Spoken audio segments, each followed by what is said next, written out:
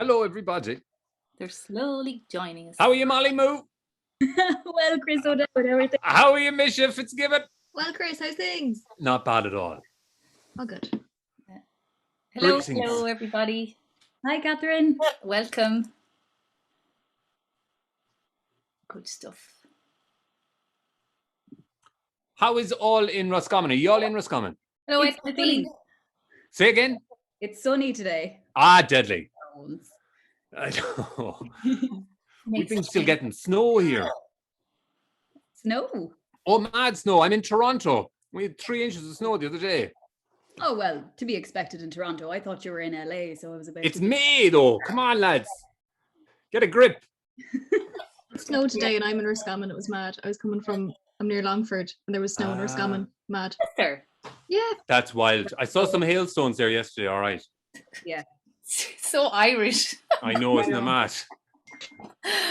Oh my goodness. Hello everybody and welcome to our May in Conversation, and our first guest in the month of May is Chris O'Dowd. Hello Chris. Hello there, Catherine. How are you? I'm good. It's so good to see you. I don't know why I always sound like I'm Gay Byrne or something. Oh, what's everybody doing down the corner? And Lovely to see you're a man that needs no introduction. But by way of introduction, I would like to show a little short clip. Oh, geez, Louise. Everyone. Roll it there, Roisin.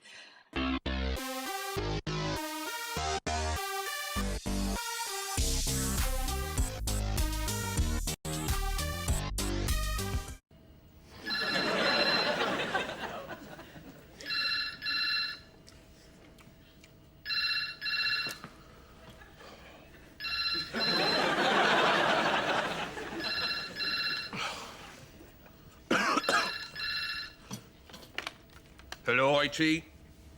Have you tried turning it off and on again? Well, You think? well, maybe. You're not saying... I know it sounds crazy. Whoa! You don't think that Aunt Irma is visiting us? The symptoms, Roy. I am a man! He's a man! We're men! Okay. Tell me how you're feeling. I feel delicate. And, annoyed. And, I think I'm ugly. I'm home! Mom says you were a mistake. Not a mistake, an accident. Ever wanted to be the imaginary friend of an idiot boy in the west of Ireland? Me neither, but there you go. Allow me to introduce Martin, Paul, Kenny, Dalgleish, Moon. The sort of tender boy who'd care for a poor injured chaffinch, or indeed a deceased chaffinch, thinking it was injured. Her breathing is becoming faint. All right, well, you know what to do, buddy. Don't be shy. But according to the school bullies, the Bonner brothers, Martin was just a simpleton who kissed dead birds. Protection's a service I provide. It's going to cost you, though. Cost me what, roughly? Feel your sister's boobs. Seems fair. Girls, when I met you, you were doing your whole country and western thing, and that's fine. We all make mistakes. But here's where we learn from that mistake. Country and western music is about loss. Soul music is also about loss. But the difference is, in country and western music, they've lost, they've given up, and they're just at home whining about it. In soul music, they're struggling to get it back, and they haven't given up. So every note that passes through your lips should have the tone of a woman who's grasping and fighting and desperate to retrieve what's been taken from her. You understand? Now, what it is that you're searching for, that's up to you. I'm just here to get you there, you know? Oh, yeah, that sounds rough. It's gonna get better, right? I wouldn't have thought so. You know, my sister was a maid of honor at our cousin's wedding, and she found it so stressful, her hair started falling out. That's terrible. Yeah, it grew back, but it's pretty gross.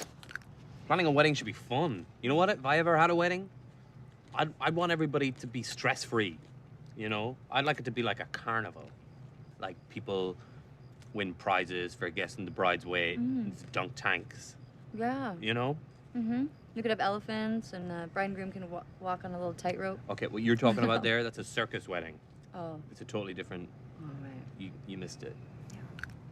You ever watch Rachel Ray? The talk show? She got me thinking about how to maintain a healthy relationship. You gotta work on communication, love yourself, and take responsibility. Katie doesn't like Emma hanging out with the people I work with. Me? Yeah. I mean, if you had kids, would you want them hanging out with people like you? Amara wants you to make a collection in LA. If the guy doesn't pay, close the account. I'm such an idiot. Trying to finance a movie playing blackjack. What's that? A movie? Do me a favor and scoot over that way. Why? Well, cleaning your brains off that bookcase is gonna be a hassle. You got paper towels? That's the real question.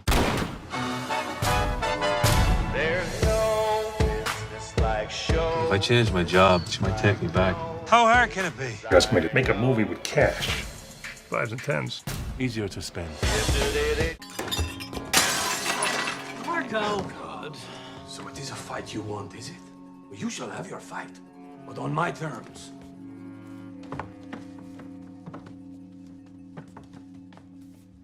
In a world of complete darkness, the sighted are blind, but the blind can see.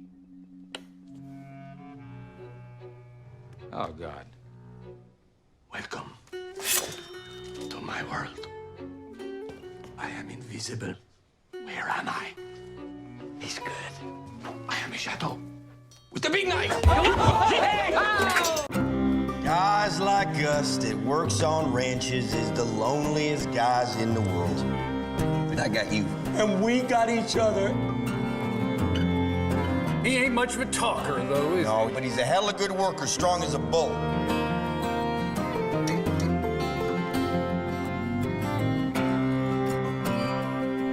A guy goes nuts if he ain't got nobody. Yay! I was in all of those. That was great. That's it. What was that like for you? That was great. It was like a little step down memory lane. All so much fun stuff I got to do. What an absolute lucky man. Yeah, a very lucky man, and very diverse as well in everything there. But I suppose, you know, all of this had to start from somewhere, and we're so privileged, as I said again, to have you here tonight. And just for the people who just joined us during that, hello and welcome. We are here at In Conversation tonight with Chris O'Dowd, live from Toronto, and myself, Catherine Sheridan, live from Galway. So it's lovely to have you all here tonight with us. Hello, everybody. Hello, everyone. And I suppose these In Conversations started in March, so we've done quite a few of them. And they were primarily created, I came up with the plan, I suppose, as a way to really kind of bring actors and other forms of theatre to our members, because we're not in the theatre space at the moment. We're all online, and like these are opportunities they wouldn't have ordinarily. So I thought this could work, and everyone I've approached has said yes so far. So we've some really interesting people lined up, including yourself, and had some wonderful people in the past. So this is really a chance for young people, I suppose, to see what is possible and where they can take their dreams and where they can go when they really kind of put themselves out there and trust themselves. So I suppose we were chatting earlier, and this doesn't start overnight. This starts way back. And as far as I remember, when I was like 3 or 4, all I wanted to do was act. And I really kind of started from junior infants. I was a duck in something I did in junior infants, and I thought this was mega. I got to wear a duck suit, and I could project my voice seemingly, and I was allowed to introduce another class's piece. And I remember standing on the stage in front of an audience, and I thought, wow, this is where I belong. Only back then. So we were both from Boyle, and we knew each other growing up and things like that. And I suppose our kind of read connection to where theatre started was with another Boyle man, with Frank O'Mahony, and what we used to get up to. Yeah, we used to do like I suppose we had there was a summer program, wasn't there? Summer camper, yeah. I remember, for the record, I remember your duck, and it was sublime. Thank you very much. But yeah, we used to go and do different theatre projects with Caroline Wynne, who used to do a lot of great music stuff, and then Frank O'Mahony, who did a lot of theatre stuff and stagecraft. Yeah. It would never have occurred to me to do anything on the stage if it weren't for people like that, and now people like you. I was a sporty kind of a fella, and as you can tell by my incredible physique. And and so the idea of being on a stage wasn't a natural one for me. It needed to be prodded and pulled. I think maybe there was a wish to perform in some way. Like if you're the youngest in your family, I think there always is. There's some weird statistic that I think 60% of actors are the youngest in their family. So which makes total sense, of course, for performing for attention in some regard. But I suppose you grew up in a house of girls and I grew up in a house of guys as well. That's right. We were always the one, we were like always the black sheep, always the ones kind of left to the side. So you had to find a niche for yourself, I suppose. We were quite, I suppose, a theatrical family, an arty family, and Dad is arty and Mom, you know, is very empathetic person, which I think is a good characteristic for an actor. So there was definitely a little nugget in there, or a little niche in there for some self-expression, which I've been enjoying a lot. Indeed, and so we had those inspiring summers with Frank and Caroline, and then I suppose we did a bit of schooling and went off to college, and college kind of took us both in different directions, and theatre wasn't the first road we went down. We kind of went into it at an angle because you studied psychology, wasn't it, in college? No, I did politics and sociology. I squeezed into whatever course would have me at the last minute, not really knowing what I wanted to do. And other than I kind of felt like I wanted to move or like shake things up a bit. And so I just thought, well, I'll get into this entry-level thing and work out what I want to do with my life after that, hopefully. And while I was there in my first week, I joined the Drama Society. And they had a little kind of a room under the stairs where they did plays. And I basically went down there and did plays for 3 years. Didn't manage to finish my degree, sadly. But I felt like the education I got from doing all of that theatre, even if sometimes it was kind of the blind leading the blind, it was still such a gorgeous way to find out about plays. Like we just read plays and plays and plays and plays, and then put on plays and plays. The idea of putting on 10 plays a year, can you imagine? Crazy. So fun, but exhausting. They weren't all gems. They were experimental, though. There was a lot of very young people playing very old people, but it still gave you the confidence of being in front of an audience, and the same things that we learned then about working with your scripts and character work and dynamics on stage and letting the audience in but not too much, and all of these things were all things that you learned there by accident, and I've been using since. Sometimes just the doing of it is important. Yeah, no, absolutely. And if we finished college, and again, like you, I kind of found a backdoor into theatre as well in Dublin. I actually, the first course I did in college, what not a lot of people would know, was business studies and bar management. Stop. Yeah, but I wanted to have a theatre in a bar. That was kind of lovely. Everyone at Lotto. I set up a theatre like lounge bar that wasn't cabaret, but it would have like theatre. I'm in. Spaces, yeah. So you never know. But again, I joined Dublin Youth Theatre. Lovely. And at that same time, and that's where I really kind of, my eyes really got opened up to things there. And then you moved to London, and that was why I applied to drama school. That's right. I at the end of my course, I still wasn't really sure what I was going to do, but I thought, well, I'll apply for drama school, and it was hard to get in. It was 1 in 100 I knew going in, because it was only a course of 20, and I think there was 2,000 or something went for it. So I figured if I got in, it was probably a sign that it was something I should do. So I just applied for the one place, and I managed to get in, and then that was that. Really, I'm always worried about doing these kind of talks and saying, well, this was the plan, and then this was the plan. There was no plan. Yeah. And other than trying to enjoy the work I was doing and trying to work very hard. And then I just got lucky, got into that course and learned a few more things. And what was the course? It was acting. It was a postgrad in acting at the London Academy of Music and Dramatic Arts. Okay. And do you remember what any of the topics or even any of the people who you worked with back then? Well, we had a lot.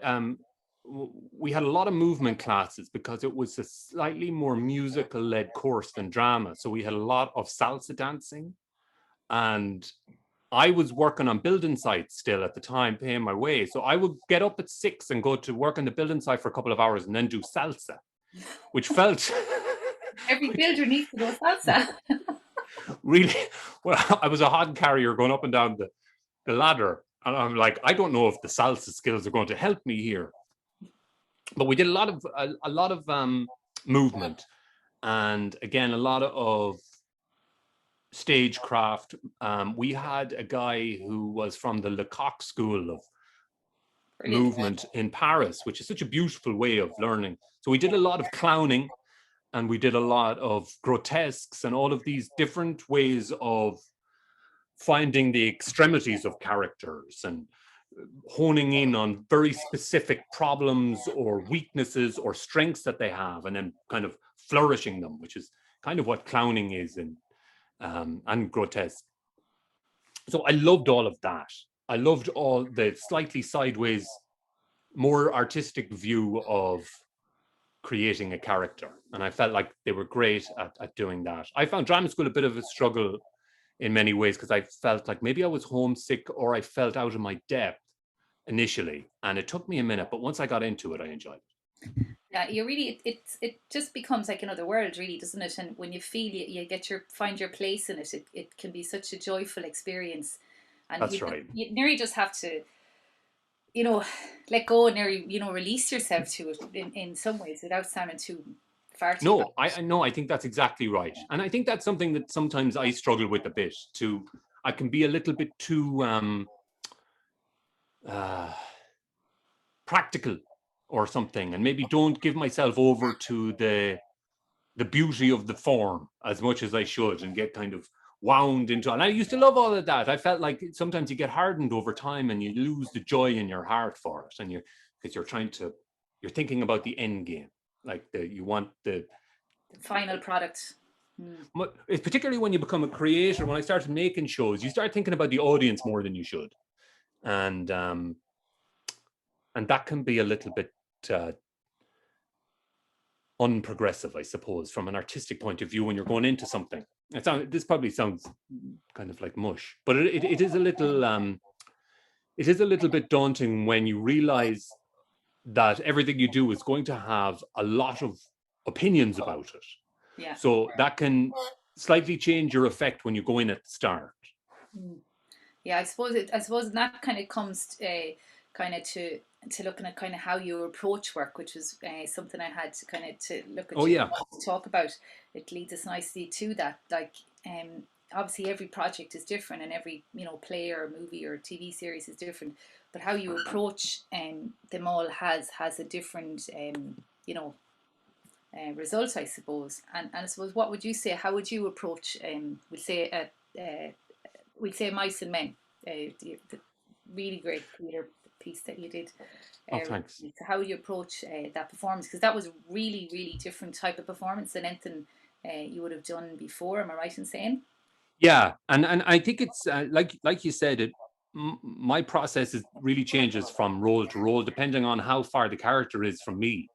So if it's going to be something that's going to be fairly straightforward, let's say the bridesmaid's character or whatever, even though he's a cop and whatever, it's a very on-center character. There's not an awful lot of character work to be done other than trying to make it feel interesting and naturalistic. But something like Mice and Men, where he's a character with a cognitive disorder, in like 100 years ago, on a different thing, you have to spend a lot more time trying to put yourself into that. And for me, what I used was an awful lot of animal work, which is essentially what it sounds like, which is in the rehearsal room, you just try to, and I do this with most of my characters, where I try just pin an animal on them, just to give them a very general feeling of what their movement would be like, whether they're very upright or whether they're slow or fast. They need to be big in the room, small in the room. So we did a lot of that. Obviously, with the play, it's so much easier to get into the character because you got a month or 5 weeks of rehearsing it every day, which is a blessing, With films, it's a little bit harder because there's just no rehearsal really anymore, and you have to do all of the work on your own, which is fine, except it doesn't really help you with the dynamics of the relationships and all of that gorgeous stuff that you get on stage with other actors. And like you've done quite a lot. Like, I suppose in earlier days you did a lot of theatre based work, but since, I suppose, your career kind of, I suppose we could say, it took off really with the IT crowd. You know, there's been a lot more TV and film based work. And how did you find that change? Like, I know you're still doing theatre work, and you've Constellations coming up in the UK down the track, which is brilliant to see. But, like, you know, have you a preference to TV or film, or I really love a bit of all of them, to be honest. Like, film and theatre to me are very similar because they really are coming at it from a more artistic point of view than a commercial point of view. I love TV as well because I think that has loads of its own charms. Like, TV is supposed to be the mirror to society that sometimes film and theatre aren't, because they're coming at it from a much more artistic point of view. I love the mirror thing of television. It's like, this is what we're like. This is what you're like, whether you like it or not. And it's immediate. You know it's going to be made and people are going to see it. And I like that element to television. With film, and I've been watching an awful lot of films lately, God, it's so gorgeous to watch something that is just, it's the full package all in itself, and you can kind of just delve in and out of it without it being little snippets or commercials or whatever. It's a fully formed idea, in the same way that theatre is. I love being on stage, but when you're 3 or 4 months into a run, it doesn't always feel like the most artistic experience. Whereas, you know, doing dialogue for the first time always feels like it's got a creative element simply because you're creating.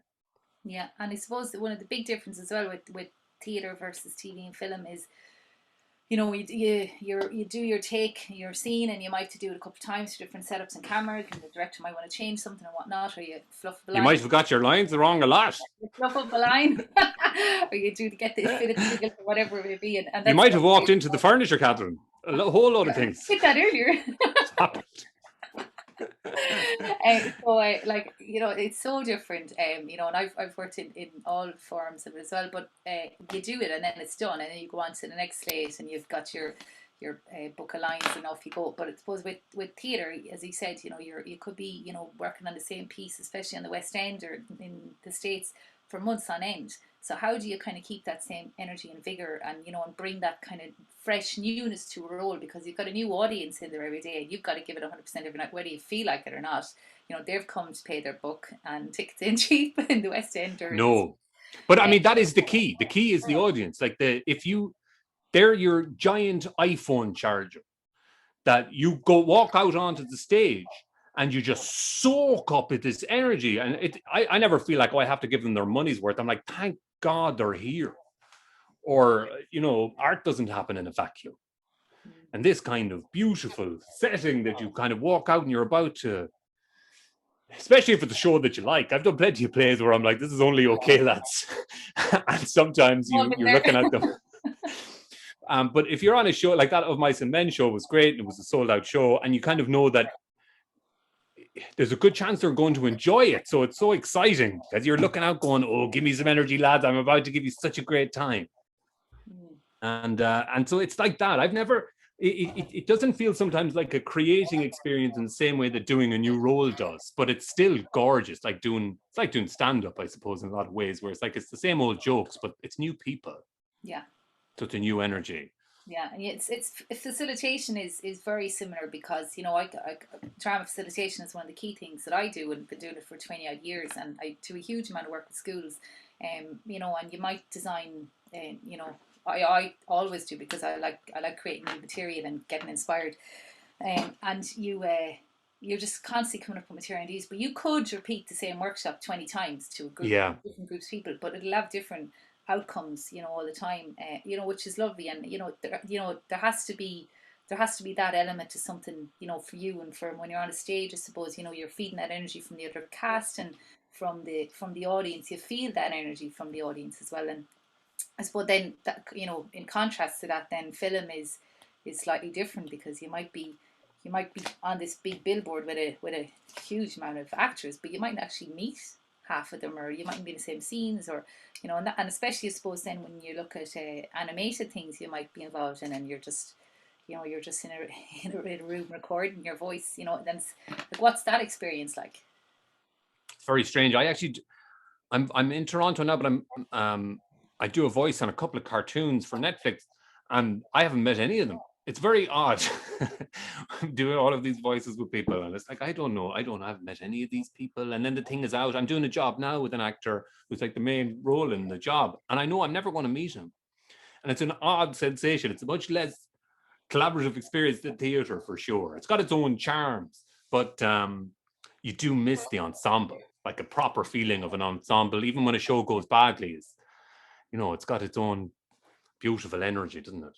Yeah, oh, absolutely, yeah, and there's a journey in it all, and there's a process in it all, you know, and a lot of the time, you know, people, you know, you have to go through them processes, and you know what you'll get on the other side of it. Then maybe that's why you're meant to get out of it, you know. And, you know. I guess, and really, all you want to do as time goes on is to make sure that you spend so much of your life doing it that you're enjoying it, so that you're looking for the good bits in it that really replenish you. The dynamics with your fellow actors and fun line readings and really digging in, really like taking big swings. Yeah. It's the stuff that makes magic. Yeah, and that's something I love about directing as well. I absolutely love directing plays, and that when you're just in a room and you don't, like, I'm not one of these directors that sits with scripts and plans, you know, how it's all going to look. You want to go in and you obviously have some idea, but you want to go in and you want to be able to play with your actors and try things out, and things to fall flat on their face, but the fun you can have doing it is just, totally. Oh, it's best. Brilliant. Yeah, it's really brilliant, and to have that ensemble element is just brilliant, because you know you'll have your actors on side as well, and they're going to input more into it, the more kind of, you know, artistic freedom and creative freedom you give them as well, and you know, investment and character, you know. And so I suppose that takes us to the next place I'm going to go, is like, with, you know, we talked about kind of, you know, all the animal work and stuff in the UK. It's got some amazing companies, you know, physical theatre companies like you know, DV8 and Frantic Assembly, and you know, people like that, and that kind of work is brilliant. But when you're trying to get into a character, it's the psychology, I suppose, of a character, and when you haven't got a huge, you know, knowledge, or there isn't a lot of, you know, stuff there for you to work off, how do you kind of find your character? Well, for let's say for a TV job, the process that I'll go is maybe 6 weeks out from the start. I'll draw up a list of questions that I want to answer for the part itself. So it will be things like, what is he really afraid of? What does he pretend he's afraid of? What is he excited about? What does he pretend he's excited about? And then for each scene, I'll work out, going into the scene before we're shooting it, so this is done maybe a few weeks in advance, what does he want in the scene and what is he hiding in the scene? And so at least if you've got a subtext, there's always something to play other than the narrative. Yeah. So there's, like, I know we've talked about this a little bit before, but the idea of the story and the plot being different is kind of what I'm talking about here, I suppose. When you have a character who wants something, but something else is happening. But this is the thing he's always going for. This is the difference between the story and the plot. And those are the kind of things that I think about going in. What does he want? What is he pretending he wants? What's he hiding? And that really gets you in I think in a good spot to it's a good jumping off point for a character. If you've worked out what the animal is before that, if you've worked out, obviously done a background for them, and worked out some of the dynamics for the rest of them in the show, then that's a really good start for you to talk to the director and get into the minutiae of little, why does he say this and what does this mean? Is he lying here? He should be angry here? Whatever it is. Yeah. But that framework is useful. Thank you. Yeah, no, absolutely. I completely agree with you. What has been your most challenging role, do you think, to date? And how did you overcome that challenge? Parenthood. I agree. I don't know if I have overcome the challenge. Still very much in the midst of it. Challenging role. I mean, Of Mice and Men was tricky for sure, and it was a very physical role in a lot of ways, and I had to put on maybe 25, 30 pounds for it, and that changes your movement, and doesn't help an awful lot with your fitness for 8 shows a week. And obviously it was a a very off-center character, so it took an awful lot of work. But like I said, we had this terrific director called Anna Shapiro. I don't know if you guys know of Steppenwolf Theatre in Chicago. It's a very famous theatre company, and she was a member of that, and they would be very interested in. That's where David Mamet would have started, and very much character-based theatre company. And so she was amazing. There somewhere. Is it? Brilliant. It's such. Yeah. She was fantastic. So, what was I saying? What was I talking about? Steppenwolf and yes. So that would have been a tricky role, I suppose, to get it all together. And then, other than that, Moonboy, I suppose, was hard because it was just an awful lot of jobs between the writing and then directing at the end and the bit of acting. So it was just trying to keep a lot of plates in the air. But they're all, God, it's all relative, isn't it? I still have the easiest job in the world. Some days I will agree with you, other days I won't. Today's one of the days I would agree with you. Yeah. Some days you kind of go, why? Oh, it mightn't be good, but it could still be easy. Yeah, and you've just touched on kind of writing. So if you're going writing a script and you can maybe let the audience know a little bit about some of the writing you've done, how do you approach a script for the first time? Or we say, where does kind of the inspiration come from? Well, I'm writing a script right now. I'm developing a new show, and that doesn't mean it'll be on TV ever. I just happen to be developing it, and hopefully it'll work out. And that came to me. I had wanted to do another thing set in the northwest of Ireland, but maybe for a slightly older audience. And this was a show where a producer came and posed a question. And then I went and off and wrote the script. And it's kind of about small town stories to an extent. And for me, I just try and work out where I want to get to at the end, where these characters are. So I start with characters, setting, and then I get into story, plot, all of the things that happens to these people. But you've got your basis of your character and your setting. And I want for this to happen at the end of season 3 of this show. And then I work backwards. And and then you kind of break it down that way. And then I want this to happen at the end of this first episode. And I break it down that way. I have a writing structure that I use, which is really boring to probably really boring, but it's I break a story into 19 beats, and I take the end away at each end, which is called a tag, the cold open and the warm close. So I've got then 17 beats in between, which I break down into a first act, second act, and third act. First act of 4 beats, second act of 7 beats, and a third act of 4 beats. And I just break those down. Each of those beats takes around 1.5 pages. I've got an A, B, and C storyline that I need to get told, and then it becomes mathematics for a minute.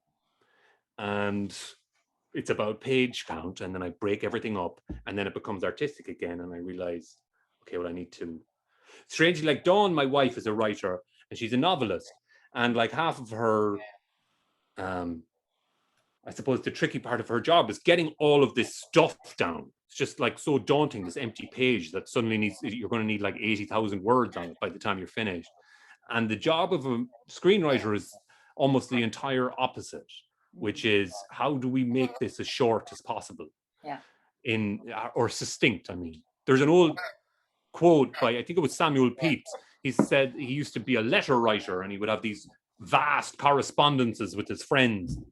And he wrote this particularly long letter, and he said at the bottom, "I'm so sorry for my wrong letter, but sadly I didn't have time to write a short one." And screenwriting is a little bit like that. What you have to do is just pare down and pare down, get all of the great ideas that you want to get onto the page, all of these wonderful stories that you want your characters to tell for you, all of these angers and grievances and loves that you want your characters to express to your audience. And then like boil it down into like a little compote. So it's like this much. And so that's the tricky thing, I suppose, with screenwriting. So it's really getting that essence, the magic pieces, and then putting them, percolating them all together. Yes, and I'm sure you find this as well, Catherine, when you're trying to stage a play and you're kind of like, you can work a bit around vignettes or like little, I just want this gorgeous little image, and then I'll work around the whole thing around that. Yeah. And I've been doing that this time with photographs, where I've just been looking different. I found gorgeous photographs that I felt would benefit the show. And I'm kind of trying to, in my head, set the characters in this photograph and build it out from there. Even though we'll never use this photograph, I'll kind of try and recreate it. Yeah. It's funny because I find, when I write as well, everything starts with a stimulus. And I might have, it might be a piece of music, it might be a photograph, it might be a word, it might be a piece of music, it might be a quote. And I'm doing some really lovely work with a bunch of schools at the moment. And like one, we're working a really lovely bunch of girls in a school, in a primary school in Tuam, Trinity Primary School, and they're brilliant. They're 6th class girls, and we wanted to really kind of give them something that they could take away with them. Yeah. Yeah, I'm moving on, kind of transition from primary to secondary school, and they're just brilliant girls, and I wanted to kind of leave them something that will really empower them, and hadn't kind of really planned out, we're going to do A, B, and C, but I started working just again with image and words like powerful and friendship and strength, and it's just been growing these legs. Lovely. And there's some really nice physical pieces in it, and there's a question I'm going to ask you that I got all them to do. So the question I asked them is, what makes me me?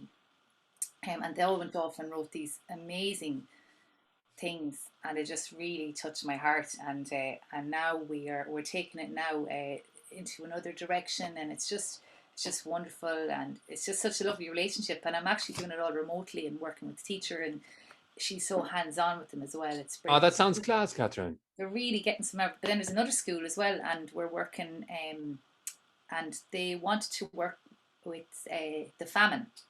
So I gave them an image of an old pair of boots, and from that we did that whole kind of creative backstories, character biogs, created these monologues for these characters, and it's really just little simple things, but they're creating some really amazing work, and they're just lovely. Kind of getting to understand it, and then it's reflecting it back, putting yourself in those shoes, and they're just really lovely. And these are primary school kids. It's phenomenal work. That's mad.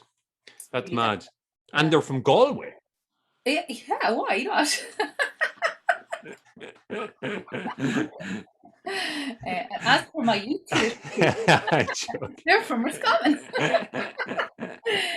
So what makes Chris O'Dowd Chris O'Dowd? I mean, I've been trying to work that out.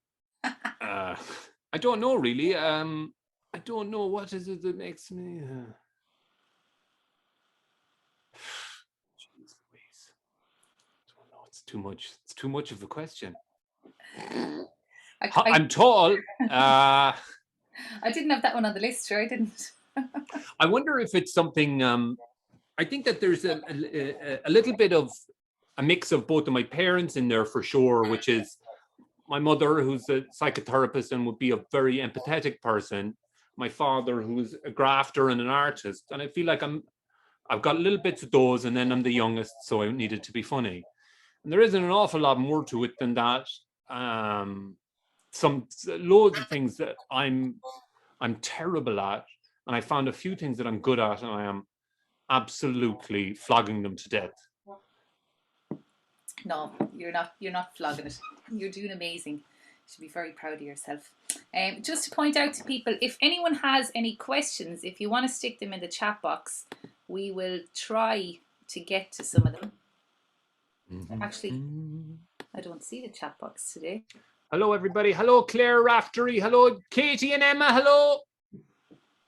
Hello, Rihanna Bonner. Oh, hello. Hello, Sarah Higgins. Do you know Rihanna Bonner actually wants to be a first AD?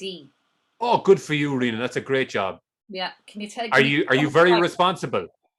Do you want to turn yourself on there for a minute, Rihanna? I guess I am pretty responsible. Oh, good woman yourself. It's tricky. That's the big job, you see. It is a big job, yeah. First director needs to know everything. Yeah, and your head is on the plate then as well.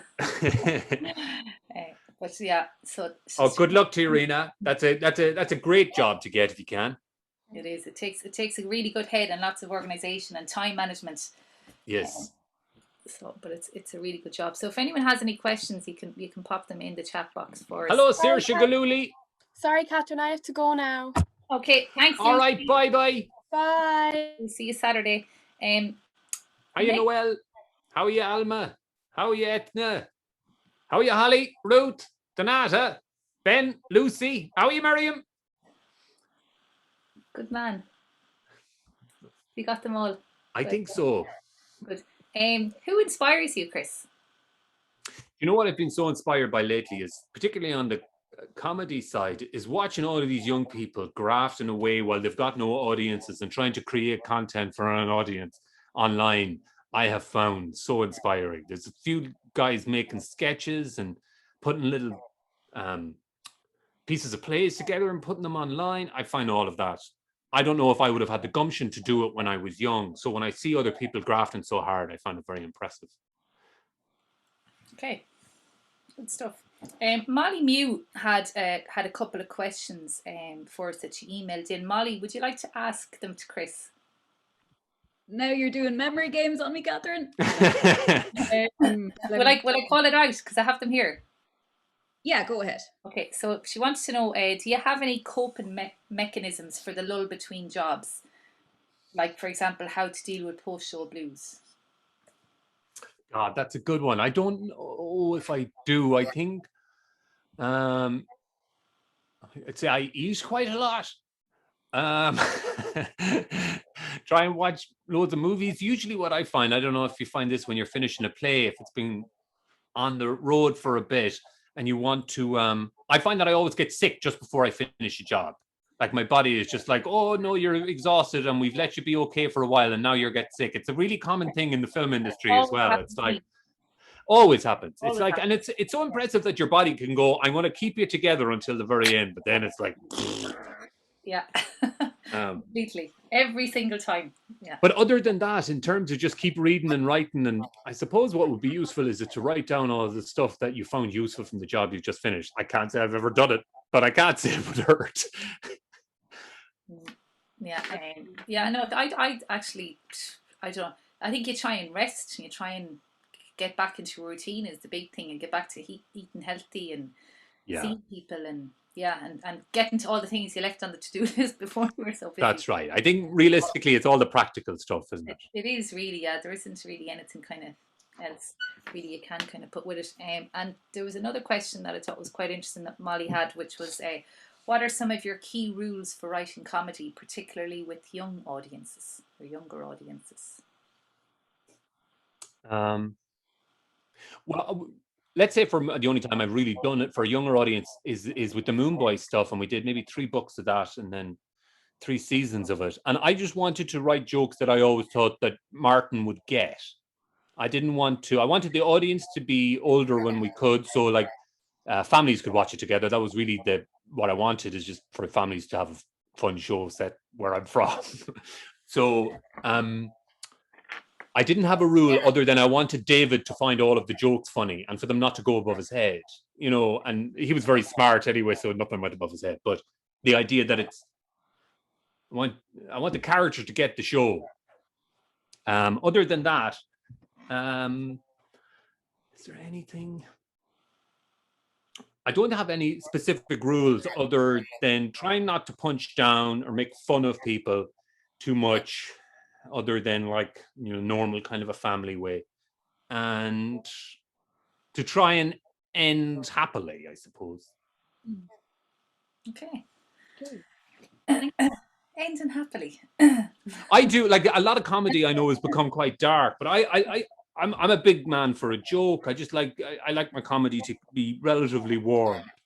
So I generally end a show with something called a warm close, which is a kind of a last minute or two scene, which is warm, I guess. Cold open and warm close. Yeah. And I suppose with that, I suppose you've played kind of quite a diverse kind of, you know, range of characters over the years. What has been your favourite role? Or one of your favourite roles? I would say I loved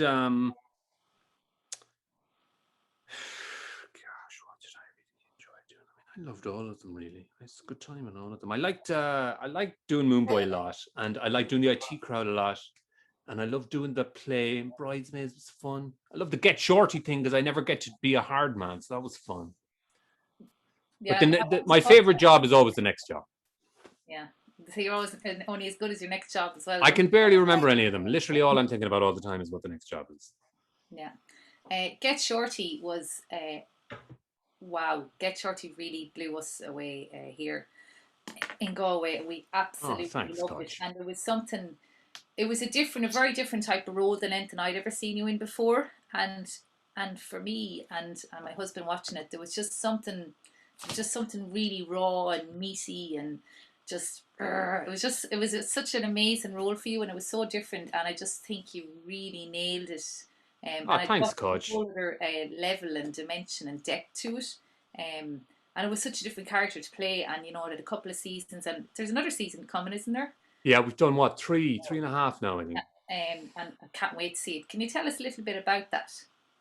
That was a tricky role actually, because I was probably more scared about going into it than I was going into even playing a guy with a cognitive disorder, because I felt like the big thing that I needed to do with Get Shorty was to be incredibly still and to seem very threatening. And neither of those things are particularly me. So I found that that was a new skill. Like, and I'm sure you have to teach this to people on stage all the time. The idea of being still is so much more complicated than you think. Yeah, and being present. Yeah, it's tricky. You know what I'm talking about, right? That kind of it's hard, but it definitely felt like it was suitable for that role. But I loved it. I did loads of boxing training for it to kind of make me feel like it would be impossible to be intimidated, because he, as a character, just wouldn't be. And I found all of that very useful. And once you get hit a few times, I've got punched a few times, and you realize that if people are very close to you when they punch you, it's really not that sore. So you can kind of like stand so really close to somebody, and that's threatening. And also is a good defense. So I kind of did that. I would just try and find positions of stillness in that character that whoever I was acting with would find intimidating, and just kind of go from there. Okay. You've worked with a lot of different directors. How do you kind of create a relationship with a director, and how do you kind of, you know, confront any kind of issues or, you know, blocks you might have, you know, in a piece you're doing? I can hear a little baby somewhere. Hello. Hello, baby. Hello, baby. Directors, yeah. I mean, if you can find a good director, I'm convinced that I wouldn't be working now if I hadn't worked with Gary Hines at Druid. When I started off, I did a tour up the west coast of Ireland of Playboy of the Western World with Cillian Murphy. I forgot about that. Yeah, that was gas. It was like, and we went out and did it out on the Aran Islands. Well, I think that our tour was, I don't know if you know Playboy of the Western World, but essentially he's running away from a murder, and he goes down the whole coast to the west coast. And so we toured in those places there he would have gone. Yeah, that was brilliant. It was class, Catherine. It was so fun. We went out onto, was it Inisheer? Oh, we went Inisheer and Inishman, I think. Yeah. And did plays out there, and they don't get an awful lot of theatre, so it was great crack. And what was I talking about? We were talking about directors and a relationship with directors, and if they block. Or what's your name though? Gary Hines was gas because she I think might be from Roscommon. I mean, she might be. Balladreen. That's right, she's from Balladreen. I remember going out on the stage the first time, and she's kind of well known. She's a brilliant director and such a brilliant woman, but she could be harsh enough. And so I walked. The best of us are, Chris. Say again. The best of us are. That's right. Well, she was gas. I remember going out onto just walking out onto the stage, and she said, "What was that?" And she wouldn't let me walk out. I had to walk out on the stage 7 or 8 times before she said it was believable. Walking onto the stage. But I do that. I've done that with actors too. It was gas, but she was right. I mean, she was right. She was like, you're acting like you're walking on stage. Just walk onto the stage. And anyway. And then I worked with Anna Shapiro, and she had a similar quality. And I love it. I love strong women telling me off. Is kind of like, that's my childhood. So I feel kind of comfortable in that. And so I find that as long as I get on well with the director, then it's really fun to have somebody to bounce ideas off. Okay. Stuff. I was just saying, Gary Hines there, we actually have, Aaron Monaghan. Oh, yeah. He's on next week. Oh, what a lovely actor Aaron is. Yeah, oh, my gosh. Another Druid actor. So it's funny how these little connections kind of keep appearing between all the different guests. Of course, and I know Aaron's missus quite well. Yes, because she was in Moon Boy. That's right. And all these, like, I nearly have the whole cast of Moon Boy and production team at this stage. Great. Yeah, because we had David Rawle as well a couple of weeks ago, but it's purely coincidental, and then you see all these little connections, which is Paul Young is connected to Moon Boy, I'm sure, and they did the animation. Animation, yeah. He was on as well, and I was actually shown your book. Actually, it's downstairs. Ah, nice. To a bunch of kids today in a school as well, which was really fun.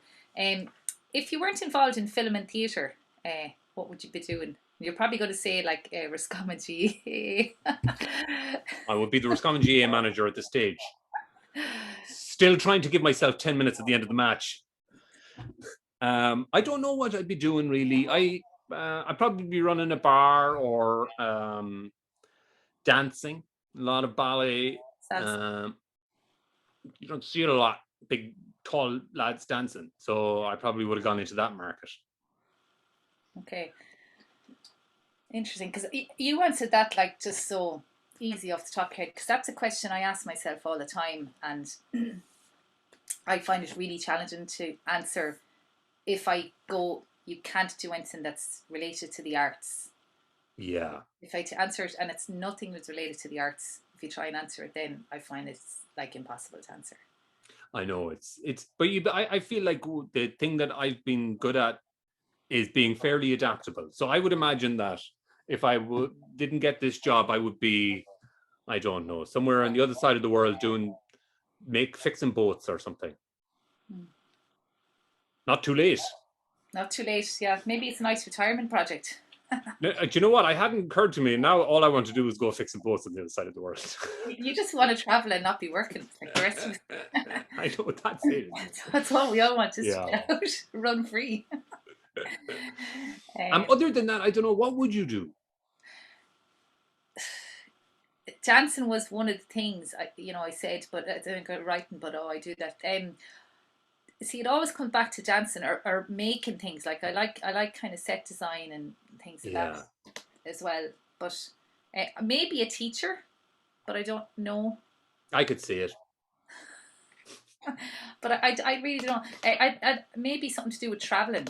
Either like I the very first travel time, agent.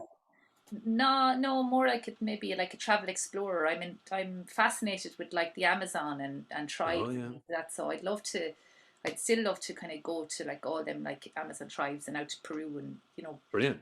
Yeah, that would be really interesting for me. Never too late. Yeah, maybe. Yeah, no, it's definitely on my to-do list. I think that would be a really wonderful experience. That, and maybe writing about it, but then that's creative again. So I mean, I have to say the luckiest thing that we get to do in the film or in the TV thing is we get to go to all mad places and work there.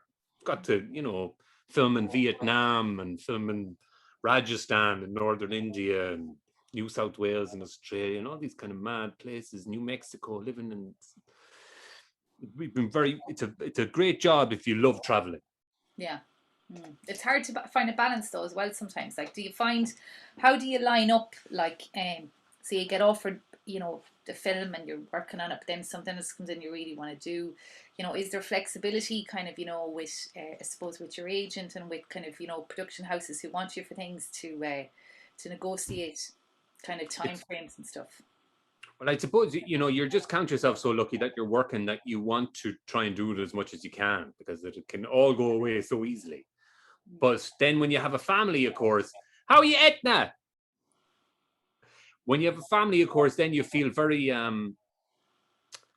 guilty when you go away. So I bring them everywhere, and then they get sick of being wherever we are, and then they go home, which is what's just happened. So we've been in Toronto for the last 4 months or so. I finished in a couple of weeks, so they left this morning or yesterday morning because they could get, vaccines and stuff now. We've got nothing here. Yeah. So that part of it makes it difficult, but that's also, everybody's job is in some way in complete conflict with what they want. Yeah, they're pretty nice perks though to get to kind of go to those places. So you wouldn't totally. Yeah, like I've been to India. I did volunteer work out there a couple of years ago. How was that? It really changed my whole perspective on everything, and it was really really inspiring, but really heartbreaking, and all in the same sentence. Just to see all these little children who have no one and have nothing, but the poverty in India is insane. But yet they've got these big smiles on their faces, and it just, it couldn't but melt the hardest of hearts. Yeah. Yeah, and I'd love to go back there actually and spend some time. Gorgeous country. Beautiful country, beautiful people, and devastating. Everything that's going on there now is a minute too. It's really, without bringing a dampener on things, but it's harrowing really, especially when you've been there as well and worked there. You see how densely people live, and you can imagine it just being ravaged. It's awful. Yeah, it's amazing what a simple existence is all we need really to kind of to be happy as well, and kind of how we over kind of extravagate it, kind of everything really, and all of the problems we have, we brought on ourselves, mostly. Totally. Mostly. Yeah, all of them. Yeah. I was going to ask you, have you any advice for our audience, especially for the youth theatre members, in terms of them progressing in their careers as an actor? I think that you're in the right place for a start. I think doing as much youth theatre as you can, reading as many texts as you can, is going to serve you really well. In terms of succeeding at it, I mean, that's hard, of course, but the fact that you're here means that you're determined enough to give something a whirl. I don't think there's any magic trick to success, because most of my success is just pure luck. So much of it is a lottery, and that's awful because it's useless information. But the reality is that there is this, if you can get to a certain level where you love the work and you can put it across as something you love, then it's a bit of a crapshoot. But before then, there's a whole bunch of people trying to be, what I always found with auditions, in terms of being the most prepared person in the room, kind of stop being enough when everybody is so competitive. So what I found is I would do fake improv. This is one little trick. If you're ever going in for an audition, you want to impress people, obviously. And what I used to do is would come up with really funny lines or great lines, and then pretend that I was making them up as I went along, to give the impression to the casting director that you're some kind of genius that is ready to be unleashed upon the world if only they pull the trigger. And so I think you can not only be the best prepared person in the room, but you can also lie about it and be overly prepared, and then just pull at things and little thoughts and make it look like it's all coming to you in the spur of the moment. And people are very enthralled by that kind of nonsense. Wonderful stuff. Good stuff. We are almost at the end here. Has anybody any question they'd like to ask? If you'd like to maybe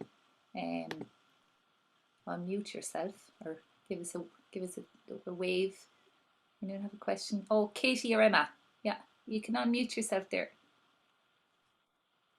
How many movies have you been in? How many movies I've been in? Gosh, that's a good question. I would say around maybe 15 or 20. I've got a new one coming out this autumn called The Starling with Melissa McCarthy, who we did Bridesmaids with, and we play a married couple who have a tragedy. And then I'm shooting a new one right now called Slumberland, which is a big family fantasy thing with Jason Momoa, who's like a big, strong gorgeous fella. And the lead character is an 11-year-old girl who has these kind of crazy dreams. And so, yeah, probably 15 or 20. I don't know if I've counted them. There you go. Okay, thank you, girls. Donata has her hand raised. If you could give your younger self one piece of advice, what would it be? I know where you're going with this one. One piece of advice.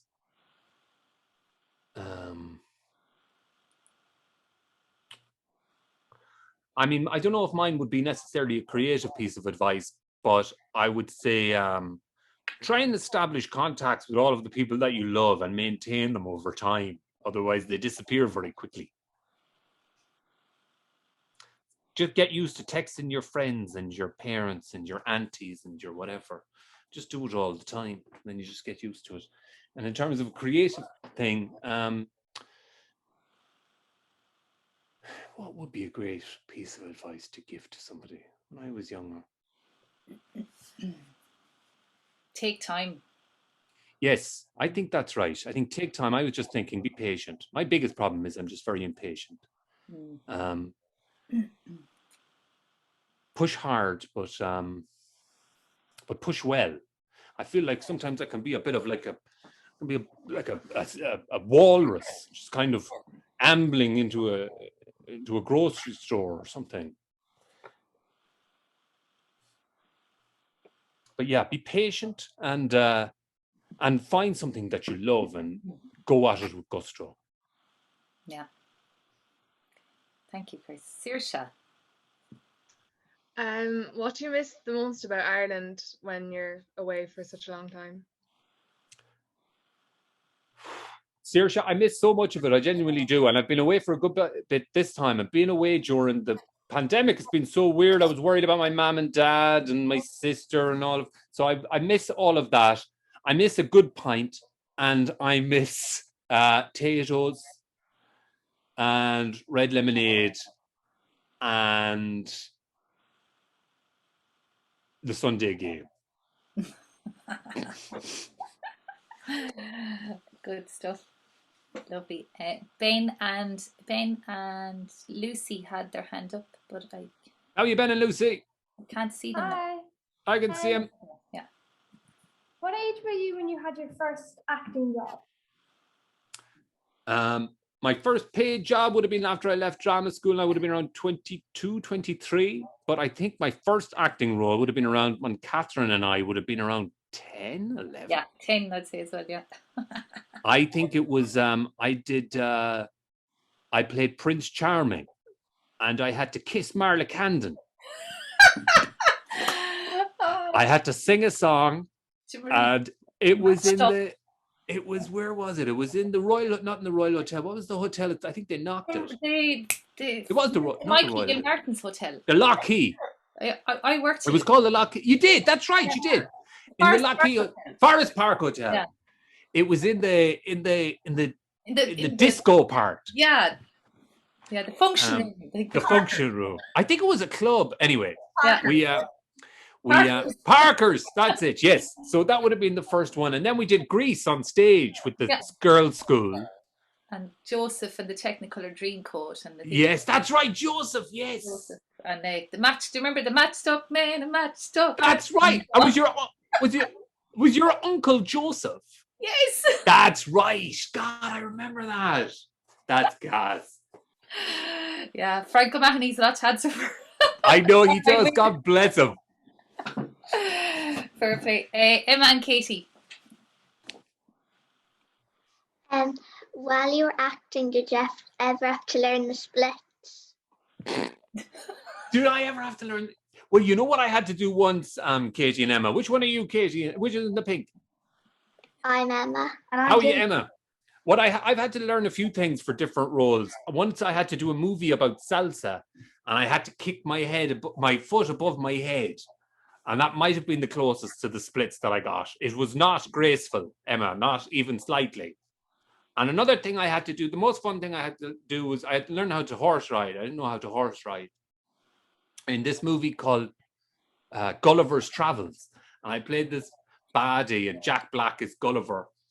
And I had to go, we went to this beautiful place called Blenheim Palace, which is outside London. Gorgeous ancestral kind of grounds. And I had to ride the horse up these steps and then turn around and give a speech. And horses don't like going up steps. So what they did is they got the guy whose horse it was to walk the horse up and down the steps to get him used to it. And then I got on and I rode him up the steps and he was great. And then he turned around and I was about to give my speech and he went down again because that's what he thought he was supposed to do. Couldn't get him to stop. And so then I would pull the reins and we've got a great shot somewhere. I wonder if of this horse going up on its 2 feet, me on the back of it, looking not comfortable, Emma, not comfortable at all. So you get to learn some fun things. And maybe those were two of them. Good stuff. Sarah. Have you ever directed any TV shows? I did. I directed the last season of Moon Boy. So I did 6 of those episodes. And it's fun. I found it's a lot. I found that I probably took on one job too many. I was like directing and acting and writing, and it was a lot. But if you really want to get your vision onto the screen, it's really the only way to do it. That's one thing I love about directing, because it's nearly like it's a double whammy really, because you get to really kind of bring the whole thing alive. Whereas when you're performing, you're bringing one key piece, but as a director you can really kind of visualize the whole thing. I think directing is my favorite. It's you're the orchestrator. I heard acting being described as playing the triangle in the orchestra. I think that's about right. Well, I always and a lot of people on this call would class a script as a musical score, and you're bringing the words to life and you're making them dance on the page. Love that. On the page. That's kind of one of the analogies I use as well. Misha. Hello, I'm just wondering, would you have any advice for leaving college? I'm just about to finish my undergrad and I'm very scared of the big bad world. Don't leave! Misha. I'm just finishing up film and drama in Trinity. Oh, that's class. Congrats. You feeling nervous? Yes. Gosh. What to do? What is your plan? What are you going to do? That's a very good question. I don't know. I kind of have a few paths going. Like I've done some first AD, I've done some sound design and some producing. So we have a few streets we could go down. Do you have any best case scenario? What would you like to happen? Where would you like to be in a couple of years? Oh, I don't know. I didn't know I was being interviewed. I'm not sure. Well, I guess all I'm trying to establish is the direction of advice I can give you. Like what I mean is is there a role that you've seen out there, whether it be editing or directing, or that you'd really fancy? Yeah, I mean, I think there's a few, so maybe I just need to figure it out more. So I'll some experience with myself. Well, no. It sounds like you're right. A bit of experience, and if you're not sure, then just go and work on some of them if you can. Like realistically, the first kind of few times you're going to do it as crew, you may have to do it for very little money. Yes. It'll be a lot of trainee work and whatnot. But hopefully you'll get a sense of, once you're on do you think you want to work in theatre or film, or? Probably film. Then once you get used to being on a film set, I think you'll get the impression of what you fancy. Yeah. I always think that the job that maybe is underrated that people could do more of is editors. Editor is such an incredibly important job. An editor can entirely make a movie. Yeah.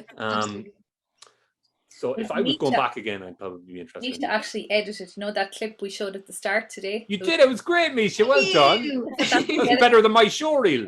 Well, you're welcome to use it. Thank you very much. So there you go now. Unless we have any other questions, we're going to wrap it up shortly, because I'm just aware of the massive time difference as well in Toronto. So now is your chance, anybody, if you have a burning question you'd like to ask. Molly Mew. Can I ask one more, if that's okay? I know I asked 4 earlier, but they were anonymous. So I suppose I'm in the same boat as Misha. Well, actually a bit further in the ocean of mystery. I've graduated a year now. and I'm just kind of auditioning and not much is happening, but I'm thinking of like writing a good bit. And just as someone who has like done a lot of both, would you like have liked to have started writing earlier as a way to get into acting, like what I'm kind of thinking of doing, or like?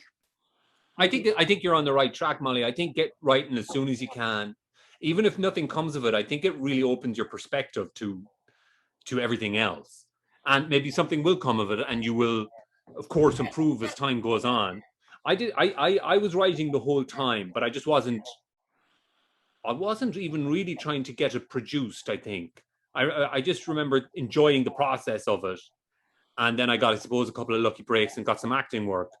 But I think in terms I feel so sorry for people who have just graduated, Molly. Like, what an awful time to try and start off in a career. Yeah. Like, things are going to pick up now, I'm sure, but the last year, man, that's rough. I'm sorry. Well, it's fine because like I feel like, you know, there's no jobs being handed to us, so our only opportunity is to do like loads of fun freelancey bits. So like Yeah.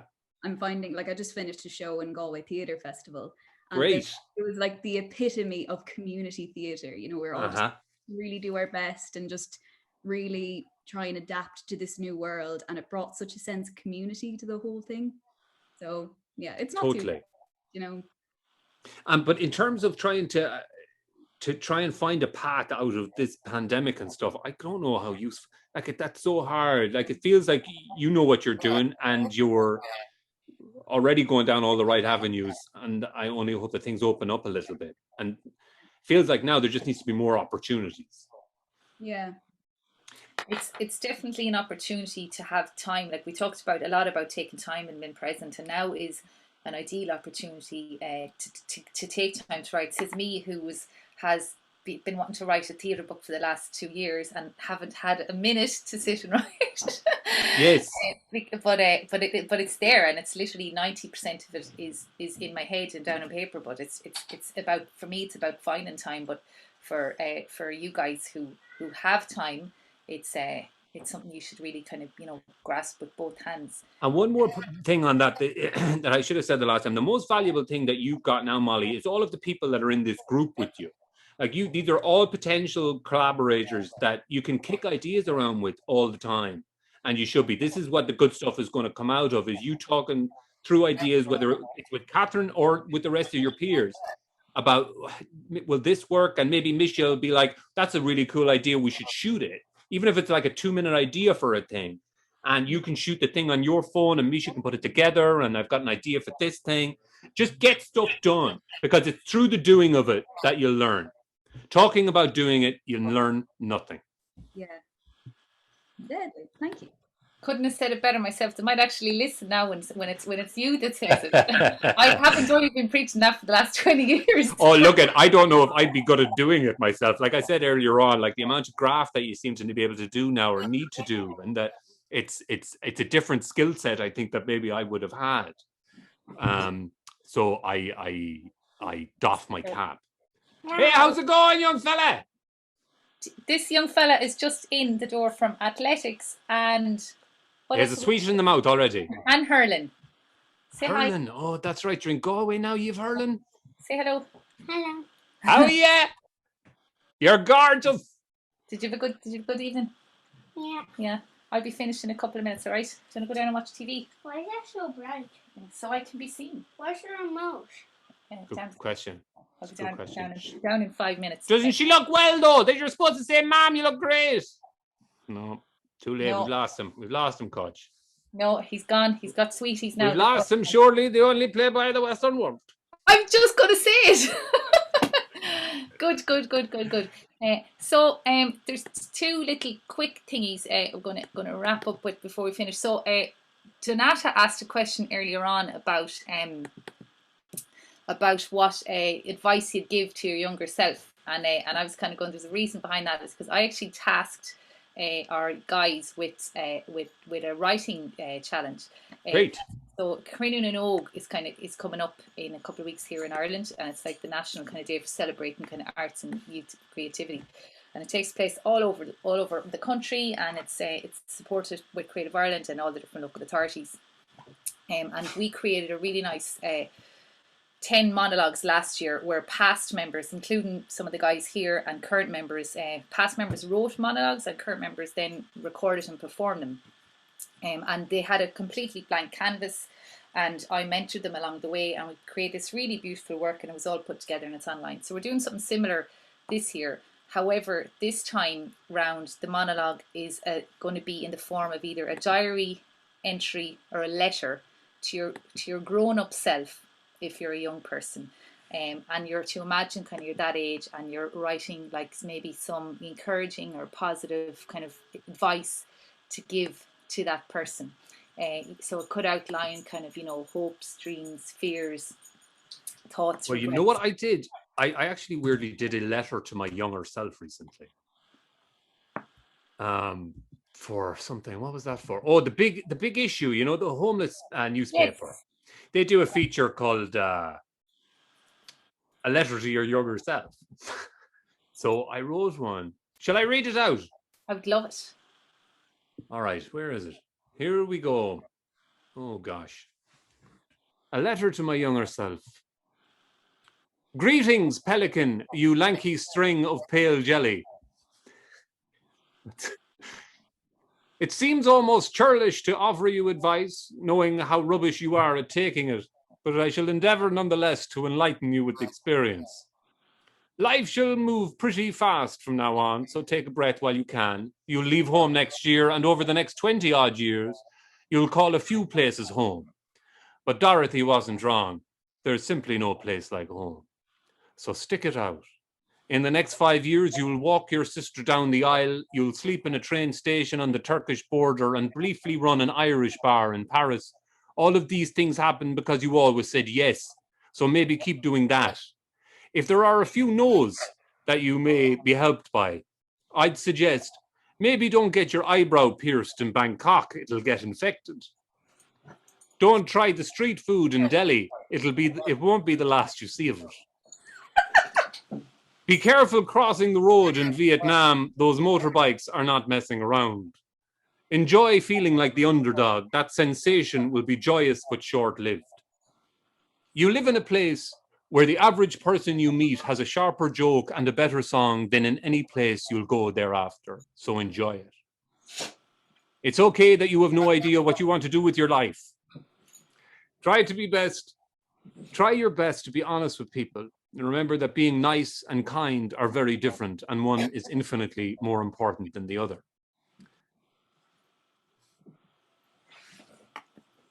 Try and get your cousin Fidelma to go to regular cancer screenings, and your Auntie Dee, and tell them you love them.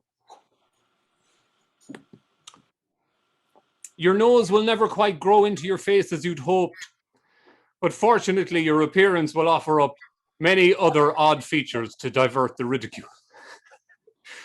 Yes, your eyes will always be too close together, all the better for keeping an eye on those lumbering nostrils. You're going to meet Terry Wogan and Philip Seymour Hoffman and Gay Byrne. They're all gone now, but your time with them was a delight, so that's good. Liverpool still haven't won the league, but this is our year. Roscommon still haven't won the All-Ireland, but this is our year. You're going to be a father way later. This isn't a sting. You're going to love it. You'll be exhausted and lived in a constant state of frazzle, but it'll be the best thing that you do. Apart from that time you chewed a fly on a talk show. There's, let me see, what else have we got? Truth is, I have very few concerns for you, really. You have a loving family and your wits about you, so life should all be plain sailing. From what I've seen since, I now know how fortunate you are. So don't waste that and try your luck. I can't remember when I wrote that, but that's that. Thanks. Thank you for sharing. That's that was all right. What a lovely way to wrap this up, and how inspiring, because it's such lovely timing, because a lot of the people here, some have already submitted their pieces and some still to submit, and we're going to be working on these in the next couple of weeks and putting them all together. And I have informed the guys here that we are going to be working together on a project with these wonderful people as well. Will we tell them a little tiny bit about it before we go? Go for it. Or shall I? You go for it, yeah. I Well, told them already, yeah. Well, all I'm really trying to do, I suppose, is I don't want it to become very complicated, and I want to make sure that you all enjoy it, but just to give a very basic idea of how to develop a television script. That's the basic thing, the structure that I use. I've kind of developed it a little bit for you guys to make it just slightly easier to follow, and it'll be a step-by-step kind of thing over the course of a few weeks as a coach. Yeah, summer, yeah. And so we'll essentially try and build out the beats of a story until we come up with a fully formed idea each of maybe like a 10-page thing of film script. Of a TV script, yeah. Of a TV script with hopefully with the idea of once we have that 10-minute script, we would improvise the dialogue. It's not a script, it's prose, so there's no dialogue in it. We'll be saying, this is what happens in this thing. And then he goes over here. And it's we'll work out why all of these things are happening, but we'll break it down beat by beat, act by act, to an A and B story that is fully formed, self-contained, and ready to be brought to a stage where the dialogue can then be improvised and written, and then you'll have a full TV script, should you wish to do anything with it. And hopefully we will. So that's kind of on the cards for one of the things we're doing for our summer project. So it's such an opportunity. My dog has now joined the room. Brilliant. And he's scraping himself along the floor. He always makes an appearance, even though he was downstairs. But anyways, give us a look at him, God. Oh, come here, Caesar. Come on, you might as well. You're famous everywhere else. Ah, look. Hello. What age is he now? He's 11 now. Yeah. He's 11. Yeah, it's the same as mine. You can see the grey. I know, isn't he gorgeous? He's a little petting, so he's, yeah. Mine's after going back. We brought the dog to Canada, but he's after going home. We managed that, yeah. A potato. We just pretended that he was like, that Dawn was like the thing where you have to pretend that she needs him for her, like, what's it called? Like a service, not a service animal, like a emotional support animal. And it worked. Yeah. With them Canadians. You just keep him in a bag under the seat. He's around the same size as yours, I think. Yeah. No, I think he's smaller, but this guy's a little pet, so he loves making an appearance every now and then. Oh yeah. Chris O'Dowd, final question of the night. Where do you see yourself in 5 years? Interesting. I don't know really. I think that we might move back to Europe, to Ireland or to London at some stage. I don't know when. Maybe when the kids are going to big school. Other than that, I see myself living in a nice house in the woods in Lockheed somewhere, throwing the old canoe on the lake, riding a bit in the afternoon. That's it. Whenever I'm allowed to do that, I'll do that. Very good, very good. Listen, thank you so much on behalf of myself and our Scommon County Youth Theatre and all our extra special guests who joined us tonight. It's been an absolute pleasure, as always, to chat to you, and so wonderful to share an insight into your world and into your craft and into your knowledge and experience and absolute natural born talent and skill and dedication and work. So thank you so much for your time. Shut up. It's been wonderful, and thank you everyone for joining us this evening. And enjoy the rest of your evening. And Sinead. Thanks everybody for coming. Thank you, Catherine, for all the wonderful work you're doing. Thank you, and I'm really looking forward to working with you on this project. And thanks again. It'll be fun. Thanks, Molly and Misha and Etna and everybody back there. Thanks, folks. Talk to you soon. Bye, folks. Thank you. Bye. Bye. Bye. Bye, Claire. Bye, Mareri. Bye, Sophie. Bye, Catherine. Bye, Higgins. Sarah, Rihanna. How are you, Rihanna? How's it going? Thanks, Miriam. Bye, Miriam. Thank you very much. Thanks, Noel. Thanks, Emery Appleby. How are you, Noel? Enjoy. We'll see you later on. Good luck.